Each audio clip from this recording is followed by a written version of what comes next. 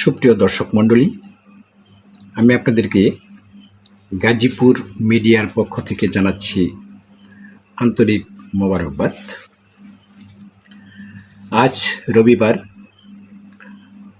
1 June 2025, 18 জ্যৈষ্ঠ 1432 বঙ্গাব্দ, 2রা জিলহজ 1446 হিজরি।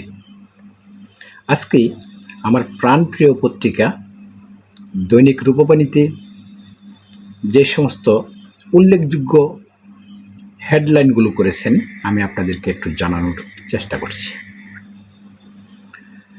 প্রথমে একটি হেডলাইন করেছেন, খোলা তেলে অদৃশ্য বিষ, তবুও আমরা খাচ্ছি।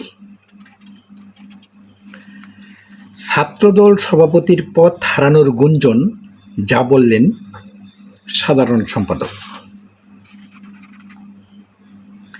ব্যাংকে শত কোটি টাকা কেন রাখা হয়েছিল সেই সত্যটা জানালেন ফারুক আহমেদ। দিনাজপুরের আদালতে মামলা তুলে না নিলে প্রাণনাশের হুমকি। দূষণ বিরোধী অভিযানে 695 ইটভাটা বন্ধ। মানব পাচারকারী এনায়েত করিমের বিরুদ্ধে নেছারাবাদ থানায় অভিযোগ।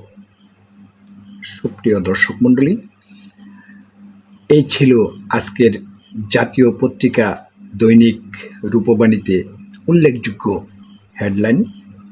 আমি আপনাদেরকে নিয়মিত জানানোর চেষ্টা করছি। আগামীকাল আবার সকালে আপনাদেরকে আগামীকালকের পত্রিকার হেডলাইনগুলো আপনাদেরকে জানাবো।